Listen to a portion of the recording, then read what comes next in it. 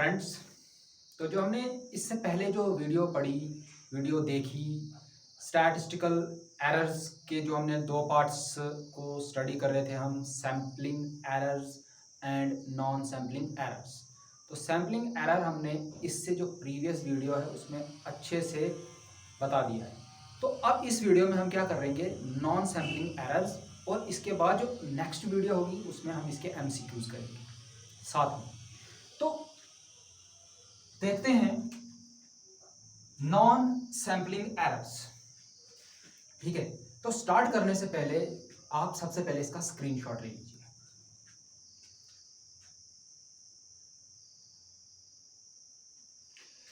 तो I hope कि आपने स्क्रीनशॉट ले लिया होगा।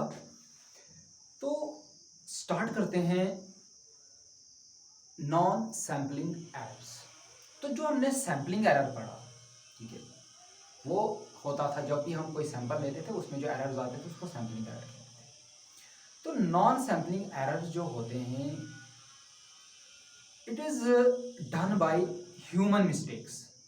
अगर हम उसको एक सिंपल वर्ड्स में डिस्क्राइब कर दें, ये किसकी वजह से होता है? ये हमारी गलती की वजह से होता है। कैसे होता है वो हम इस वीडियो में जानेंगे। सबसे पहले डेफिनेशन क्या कह रहा है?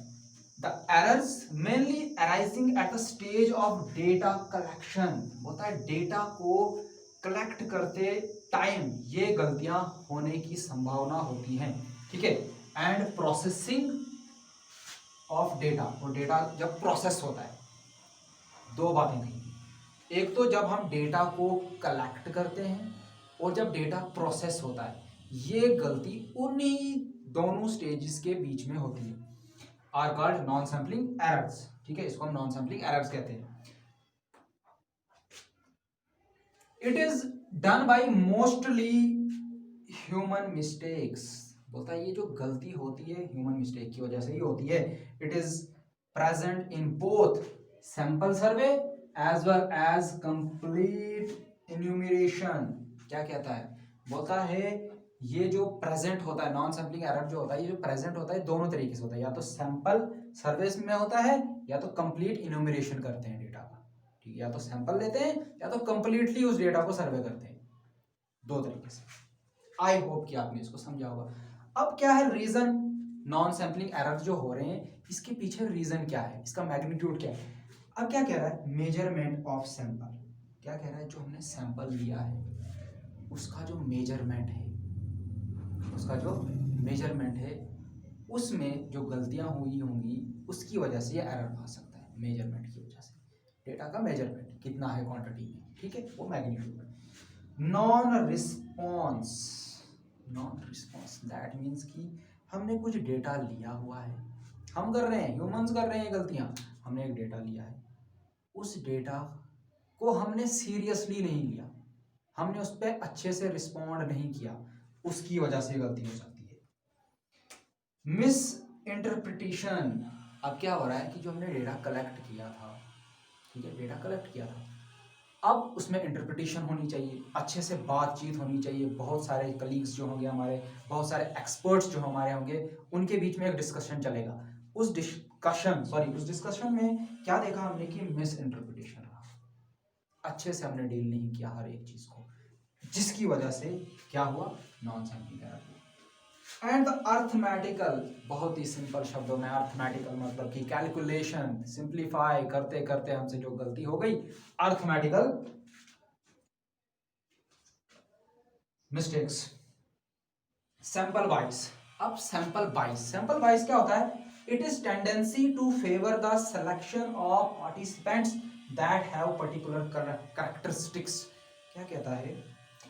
एक टेंडेंसी होती है, इसकी टेंडेंसी होती है, हम क्या कर रहे हैं, हम किसी पर्टिकुलर की एक इंफॉर्मेशन गैदर कर रहे हैं, ले रहे हैं, उसकी कैरेक्टरिस्टिक्स, एक जैसी कैरेक्टरिस्टिक, एक पर्टिकुलर कैरेक्टरिस्टिक्स के बंदों को ही हमने क्या करना है? हायर करना है, ठीक है। तो वो हो गया सैंपल बाइस, उसमें भी गलती हो सकती है। आई होप कि सैम्पलिंग एरर्स क्या होता है और उसके जो मिस्टेक्स, जो हमारे पास एरर्स होते हैं, उसका रीजन क्या है, उसका मैग्नीट्यूड क्या है। ठीक, आगे बढ़ते हैं। How to reduce. अगला क्वेश्चन हमारे पास यही होता है, ये जो एरर्स हो रहे हैं अब हम इनको रिड्यूस कैसे करें, ठीक कैसे करें? तो पहला है by employing qualified trained experienced personnels. क्या कह रहा है? जो भी इस डेटा को हैंडल कर रहा है, ठीक है, वो क्वालिफाइड होना चाहिए, पहली बात। ट्रेंड होना चाहिए, दूसरी बात। एक्सपीरियंस्ड होना चाहिए। अगर हम ये तीनों चीज़ों का ध्यान रखेंगे तो हमसे ये गलतियां होने के चांसेस कम होते जाएंगे। मैं ये नहीं कहूंगा कि वो गलतियां जीरो हो जाएंगी, मतलब बिल्कुल भी गलती नहीं होगी, गलती तो फिर भी होगी लेकिन कम हो जाएगी। By increasing efficiency in supervision. अब क्या होता है कि जो उस डेटा को जब कोई वेल क्वालिफाइड ट्रेंड एक्सपीरियंस बंदे ने, इंसान ने जब इसके ऊपर क्या किया, इसको एक स्टडी की, कलेक्ट किया, प्रोसीड किया, ठीक है, तो इसके दौरान क्या होता है कि इसके ऊपर नज़र होनी चाहिए, एक अच्छी एफिशिएंट सुपरविजन होनी चाहिए, जो हायर अथॉरिटी होगी, जो उस कंपनी का क्या होगा, मालिक होगा, या जो उसको हैंडल कर रहा होगा सिचुएशन को, वो एक अच्छे तरीके से उसको हैंडल करना चाहिए, एफिशिएंट वे में उसको सुपरविजन करना चाहिए। तो अगर वो एफिशिएंट वे से उसको सुपरविजन करेगा तो गलतियां वो उसी टाइम निकाल लेगा, तो फर्दर में उसकी गलतियां निकालने में संभावना नहीं रहेगी। बाय यूजिंग बेटर इक्विपमेंट, एक जो हम सामान ले रहे हैं, इक्विपमेंट ले रहे हैं, वो हमने एक अच्छे तरीका